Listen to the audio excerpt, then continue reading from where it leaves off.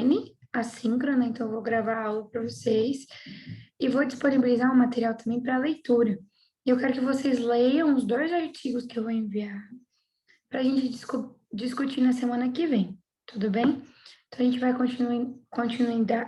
dar continuidade à unidade 1, que é sobre a história da psiquiatria.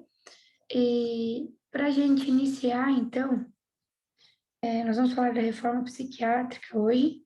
Semana passada, retrasada, a gente definiu o que é, então, saúde mental. E agora, então, a gente vai dar continuidade com a reforma psiquiátrica. E eu espero que todos estejam bem, tá? Qualquer coisa, se o áudio não ficar bom, se vocês não entenderem alguma coisa, podem me procurar. Então, para a gente iniciar, na verdade, é um questionamento que eu vou fazer na próxima aula, então na semana que vem, e eu espero que todos, né, tenham conseguido assistir o documentário, então, que eu disponibilizei o link para vocês no SAF, sobre o Holocausto Brasileiro, e também no Mentor. E aí eu queria saber o que mais chamou a atenção de vocês durante o documentário. Então, quem não conseguiu assistir ainda, aproveite, então, hoje, né, o restante do horário da aula, depois que vocês assistirem essa aula que eu estou gravando, para assistir, então, o documentário e fazer a leitura do material, para a gente discutir na semana que vem. Então, para a gente dar continuidade e iniciar a história da psiquiatria, vamos definir, então, o que é sofrimento psíquico. Então, o sofrimento psíquico é a incapacidade e a improdutividade de um indivíduo. A pessoa apresenta mudanças, né, no seu comportamento, apresenta sintomas, né, então, como desânimo, tristeza, que vão levar, então, ao aparecimento da incapacidade, né, de realizar as suas atividades diárias, de realizar as suas atividades no trabalho e sua improdutividade. E aí surge também a vergonha em familiares e pessoas próximas. Infelizmente, existe esse preconceito, que eu já falei na aula passada, impregnado na nossa sociedade, porque isso é histórico. Então, a sociedade e instituições que recebem, né, a pessoa com sofrimento psíquico, ainda tem esse preconceito porque passou por esse movimento histórico de manicômios, hospitais psiquiátricos, né, e agora com a ideia de hospitais gerais com leitos para atender pessoas com transtornos mentais. Então, abusos psicológicos, financeiros, físicos, estão na base do adoecimento psíquico, principalmente das mulheres. Então, a loucura não é um fato da natureza, mas sim da civilização. Então, percebam que a loucura passou por momentos históricos, a gente vai ver que ela passou por definições diferentes. Ela não é um fato, um acontecimento da natureza, então, igual uma tempestade, mas sim da sociedade em que a gente está inserido, da civilização em que a gente se encontra. Porque, por exemplo, o que a gente percebe é que lá, né, no passado, as pessoas que eram internadas e consideradas loucas eram aquelas que iam contra ou não estavam favorecendo as pessoas com mais poder. Então, se você está me atrapalhando, se você é contra a minha ideia política, ou se você engravidou do patrão, ou se teve um filho com problema, ou você está grávida, ou você é mãe solteira, né, prostitutas, moradores de ruas, eles eram considerados loucos, né, isso é uma classificação, foi uma classificação da sociedade, eles atrapalhavam a ordem civil, então eles eram encaminhados, então, para esses manicômios, que, né, tinham condições insalubres, e não recebiam tratamento. Na verdade, eram só distanciados, então, da civilização. E a reforma psiquiátrica, então, foi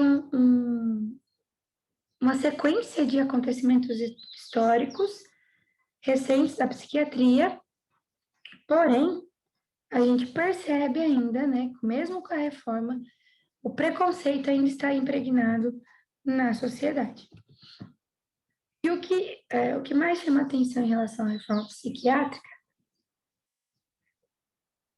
é a atuação, então, das equipes multi e interdisciplinares. Isso é uma mudança considerável que aconteceu com a reforma psiquiátrica, além da mudança do conceito e visão de loucura e dos hospitais psiquiátricos, promovendo, então, a qualidade de vida e cidadania, né, destes pacientes ou dessas pessoas, desses indivíduos passando por sofrimento psíquico, com transtornos mentais.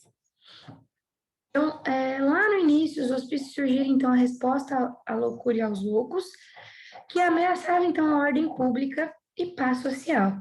Só que, além dessas pessoas, né, que eram consideradas loucas, né, tipo, que ameaçavam a ordem pública, incluíam prostitutas, moradores de ruas,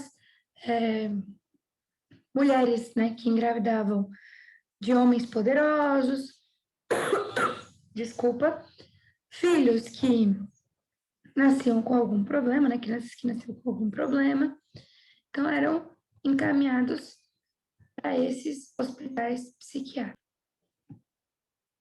Então, essas pessoas eram encaminhadas, então, para esses hospitais psiquiátricos. Pessoal, durante a gravação eu vou fazer, pode acontecer de fazer pausas, tá? Mas vamos lá. Então, os manicômios tinham uma relação, então, de violência, segregação, massificação e discriminação social. Então, para onde essas pessoas que eram consideradas loucas eram encaminhadas.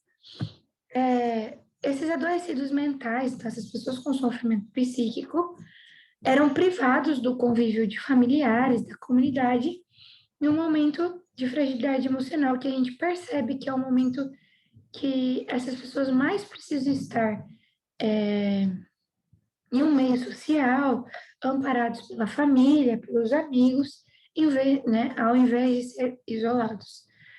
Eles eram, então, submetidos a terapias violentas, desumanas, como a administração de medicamentos em altas dosagens, camisas de forças, eletrochoques, entre outros. Os loucos, então, eram institucionalizados, perdiam a sua identidade, então, lá eles deixavam de ser Maria, José, simplesmente eram corpos, né, encaminhados para esses manicômios, para essas instituições. Perdiam, então, suas vidas civis, a garantia da integridade física e recebiam, né, tratamento de violência e terapia com choque, que, né, levava, então, à perda da integridade física dessas pessoas. Além disso, então, a gente vai definir as funções do manicômio de acordo com a época. Então, na antiguidade, os manicômios eram responsáveis por recolher os loucos, juntamente com outras minorias, isolando-se em edifícios antigos, mantidos por poder público ou por grupos religiosos. Já no do século 17 e 18, as instituições hospitalares, como eram conhecidos os manicômios, realizavam tratamento médico, porém, os funcionários responsáveis não tinham formação médica e muitas vezes eram religiosos. E aí, então, no século XIX, existiam as instituições que acolhiam apenas doentes mentais, ofereceram tratamento médico especializado e sistemático, então, que passaram a ser chamados de manicômios. Então, tem uma evolução histórica dos manicômios, a gente percebe que antes eram realizados por pessoas leigas, esse tratamento, na verdade, dentro dessas instituições. No século XIX passa a ter um tratamento especializado, então com o médico, porém com um único objetivo, o tratamento farmacológico ou o uso da força para estes, né, para essas pessoas com transtornos mentais. Além disso, essas instituições manicomiais apresentavam condições precárias, né? Então, além de não ter um tratamento adequado, visando apenas tratamento farmacológico ou a utilização de força, dentro dessas instituições, a maioria dos pacientes, né, dos usuários, não tinham um diagnóstico de doença mental, né? Eles comiam ratos, bebiam esgoto, urina, eram espancados, morriam de frio, de fome e até mesmo de doenças. E a justificativa que eles usavam na época, que era necessário, então, fazer essa limpeza social, livrando a sociedade, então, de sujeitos considerados como uma parte de uma categoria social de desprezíveis e desajustados, cujos comportamentos dessas pessoas eram indesejáveis. Então, a pessoa atrapalhava um político ou não trazia benefícios para alguém com mais poder, né? Ou estava causando baderna, elas eram então encaminhadas para esses manicômios. No século então 17, as Santas Casas de Misericórdia, que a gente viu que eram instituições hospitalares, muitas vezes o tratamento era realizado por religiosos, então a gente tem as Santas Casas de Misericórdias, que passaram a receber os loucos. Então, essas pessoas eram amontoadas em porões, sem assistências médicas e vigiados pelos carcereiros. Então, além de você ser encaminhado para um lugar em uma situação precária, sem condições nenhuma de sobrevivência, né, ou de qualidade de vida, ou que seja para um tratamento adequado, eles eram vigiados, então, pelos carcereiros, para que eles não conseguissem fugir. Em 1930, então, a gente tem o aprimoramento das técnicas de tratamento. Então, a gente passa a ter a utilização de choque insulínico, choque cardiosórico, eletroconvulsoterapia e lobotomia. Essas técnicas de tratamento foram criadas, então, por médicos, né? Então, em 1927, o neurologista polonês Sakel cria o choque insulínico. Então, você induzir a convulsão pela administração de insulina. Em 1934, Meduna com o choque cardiosólico, que era uma medicação, então, para usar, né, para o tratamento de cardiopatias, só que em grandes quantidades, né, na corrente sanguínea, provocavam convulsões. Essa droga surgiu a partir da cânfora sintética, conhecida então como cardiazol. Essa droga as convulsões eram tão fortes, né, provocadas por essa droga, que levavam até fratura do maxilar, né, da mandíbula ou de ossos da coluna. Em 1935, então, um outro neurologista, Muniz, cria a técnica da lobotomia, que era um procedimento considerado macabro, né? Na verdade, hoje considera-se macabro porque fazia uma incisão pequena para separar o feixe de fibras do lobo pré-frontal do resto do cérebro, porque se dizia que a causa dos transtornos mentais estava relacionada, então, com essa região do cérebro.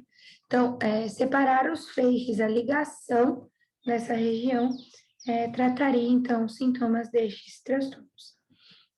E aí, a partir de 1938, os médicos da Universidade de Roma, Ciarlet e Bini, começaram então a usar estímulos elétricos cerebrais para induzir então convulsões, que aí foi conhecida como eletrochoque, né? Terapia provocada então por choques elétricos.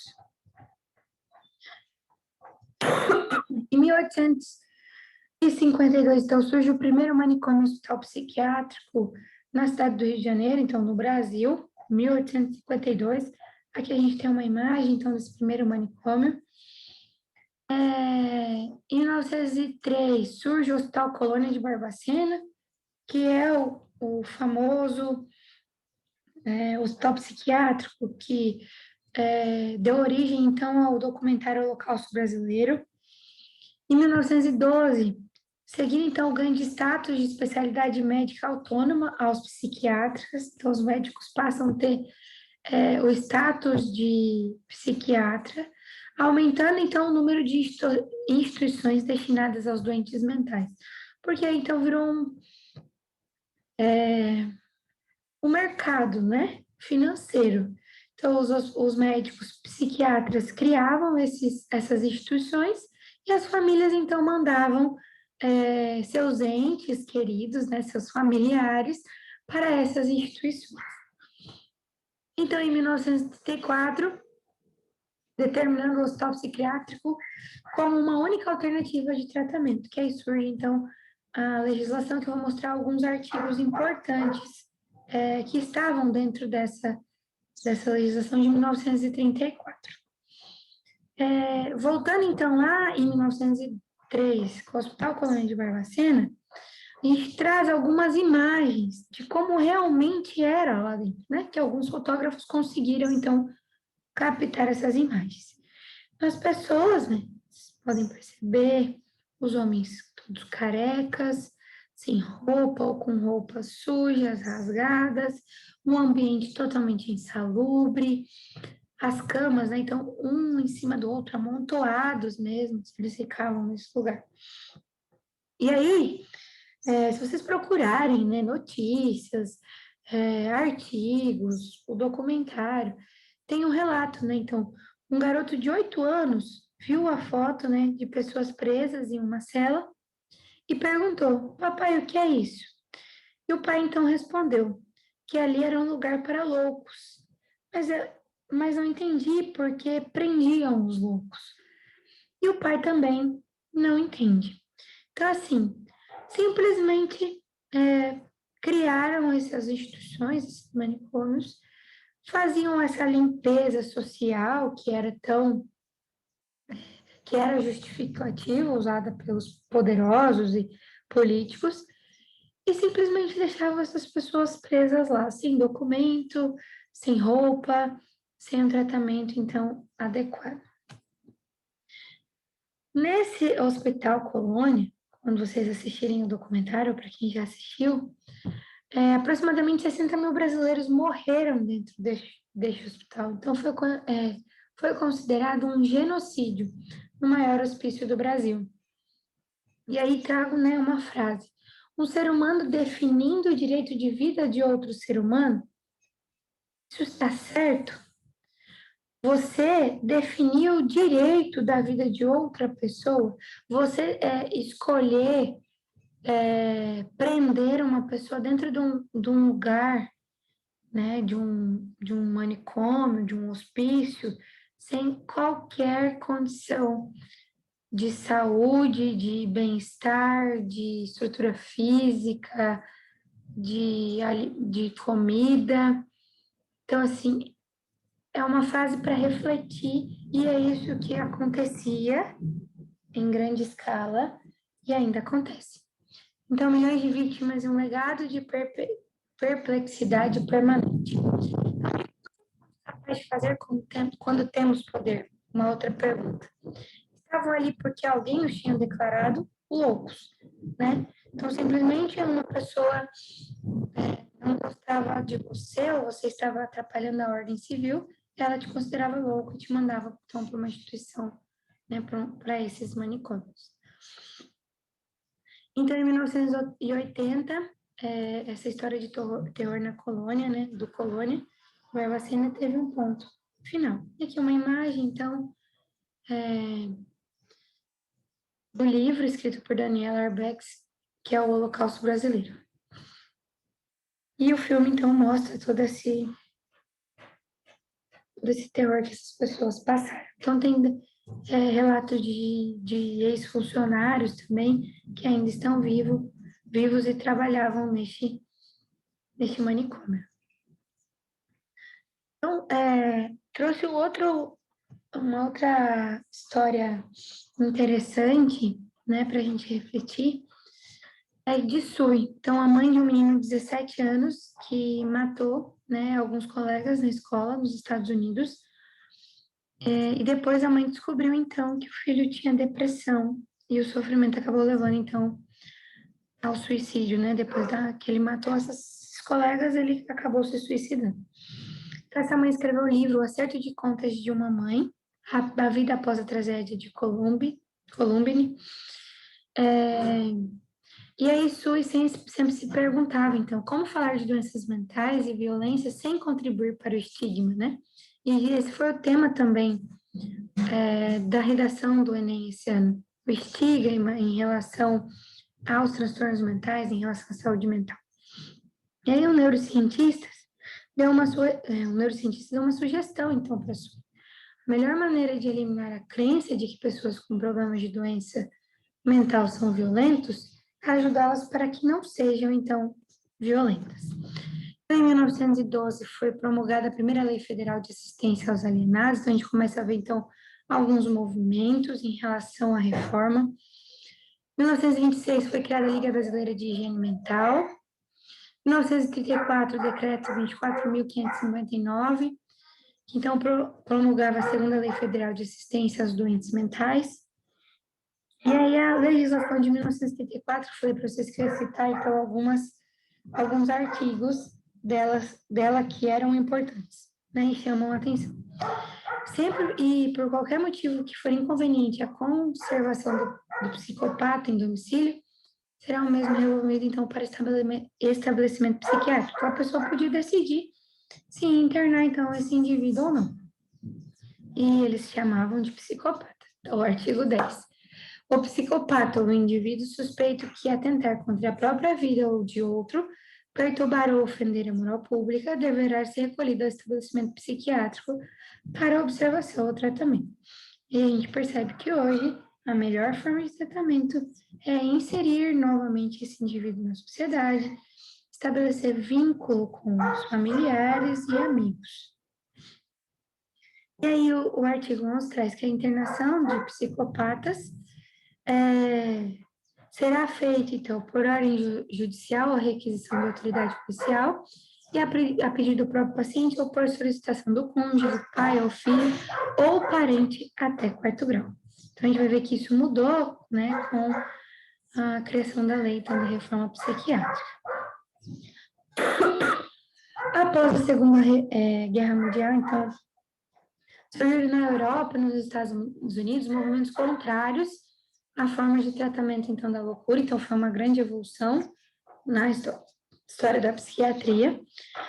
O movimento institucional na França e as comunidades terapêuticas na Inglaterra, que culminaram, então, em movimentos mais amplos de antipsiquiatria, então, contra esses tipos de tratamento.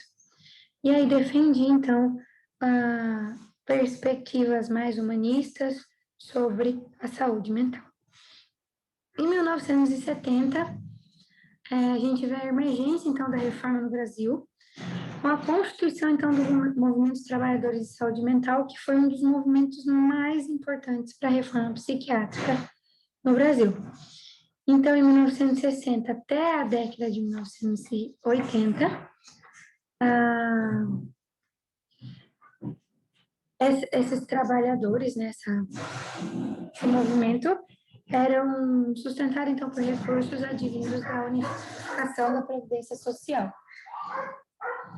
A gente tem o 5º Congresso de Psiquiatria, que, né, foram movimentos que foram acontecendo, então, que ajudaram, né, auxiliaram na reforma psiquiátrica. Então, que lutavam por uma sociedade sem manicômios, né, discutiam esse assunto. O 1º Congresso Brasileiro de Psicanálise de Grupos e Instituições, o 2º Congresso Mineiro de Psiquiatria, o 1º Encontro Nacional de Trabalhadores de Saúde Mental, em 1987, que teve um movimento da luta antimanicomial no Brasil, né, que, como eu falei, foi um dos movimentos mais importantes, então, desses trabalhadores para a reforma psiquiátrica brasileira. Em 1980, então, surge Diretrizes para a Área de Saúde Mental, redigido pelo Ministério da Saúde, que aí visava, então, o tratamento extra-hospitalar, a limitação do período de internação, a reintegração familiar e a produção, então, de pesquisas epidemiológicas do campo de saúde mental. E aí, as principais ideias, né, eram a desinstitucionalização e deshospitalização desses indivíduos com transtornos mentais, e aí a reinserção social dos mesmos. Em 1987 e 1992, a gente teve conferências nacionais de saúde mental, junto à proposta, então, do Sistema Único de Saúde, na Carta Constitucional de 1988, com discussões, então, em relação à loucura e ao sofrimento psíquico. E aí a gente tem os princípios do SUS, que é a universalidade, integralidade,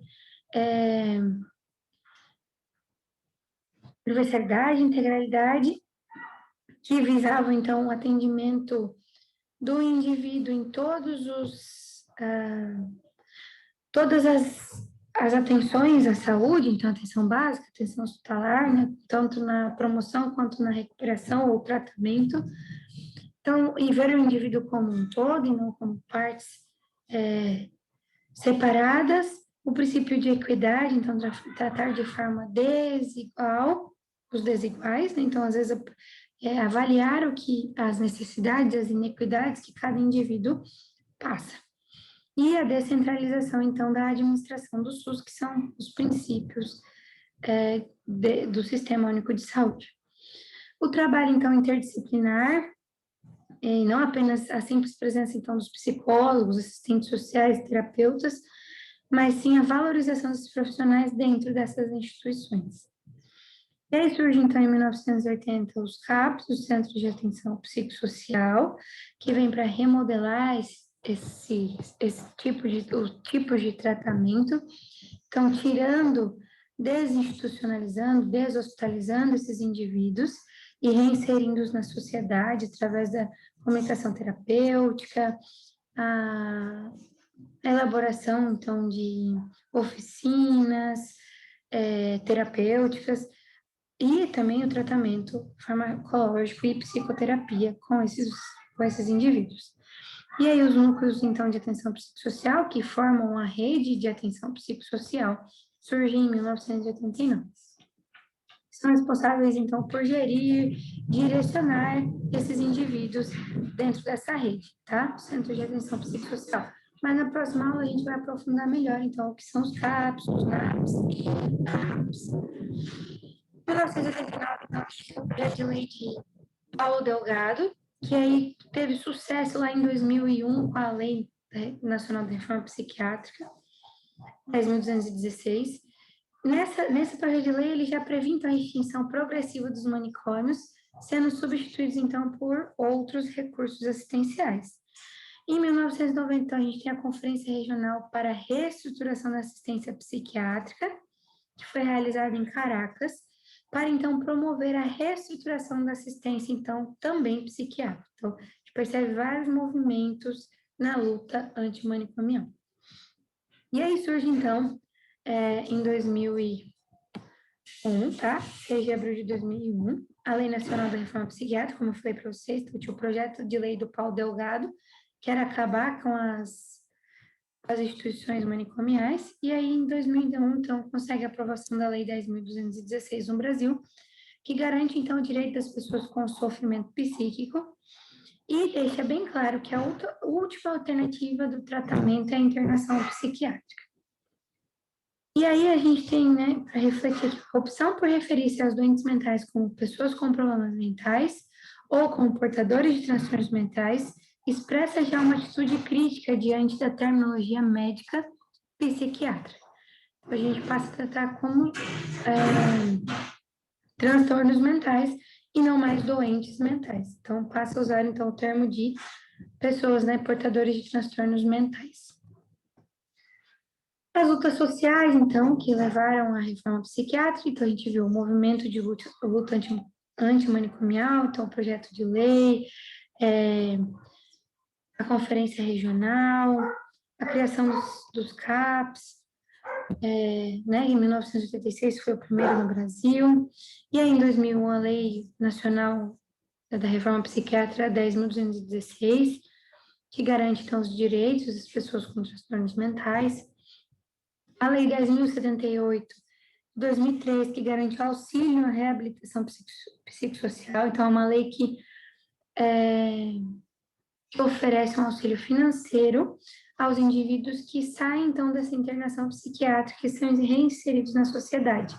Esse auxílio é para ajudá-los, então, a voltar ao convívio social. A Portaria 3.088 de 2011, então, que organiza a rede de atenção psicossocial no âmbito do SUS, então, como eu falei, o CAPS é o centro que vai costurar, então, essa rede, tá? Direcionar, capacitar, tratar os casos mais graves e auxiliar, então, as unidades básicas de saúde. Então, pensando na enfermagem, agora a evolução histórica, antes da reforma, na década de 70, foi criada uma escola de enfermagem no estabelecimento psiquiátrico, sobre a orientação médica, então as práticas punitivas, de contenção e medicamentosas eram utilizadas. Após a reforma psiquiátrica, a gente tem o cuidado humanizado em saúde mental. Na década de 90, então, foi implantado o processo de enfermagem. A Portaria 336 de 2002 estabelece as funções, modalidades e composição da equipe do CAPS, que eu vou mostrar na próxima aula, então precisa do enfermeiro. A Portaria 3.038 de 2011, que é a da Rede de Atenção Psicossocial, onde o papel do enfermeiro é fundamental, uma vez que em todos os componentes da RAPS, dessa rede, preconiza, então, a presença do enfermeiro. E aí a gente tem, então, os desafios da enfermagem, nessa evolução histórica também da saúde mental. É preciso adequar a um novo campo, então a gente viu que antes era tratamento punitivo, farmacológico, reconstruir novas práticas de saúde, como a escuta terapêutica, valorização das influências biopsicossociais, o projeto terapêutico individualizado. E aí entra, então, os campos de atuação do enfermeiro.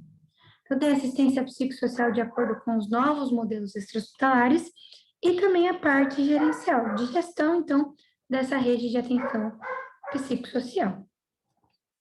E eu quero deixar uma frase, então, para vocês. Qualquer dúvida, eu estou à disposição. Primeiro, vocês são valiosos, né? Aqui no cantinho. E essa tempestade também vai passar, tá? O Covid também vai passar. Eu quero agradecer a atenção de vocês e espero, então, que vocês tenham uma ótima semana.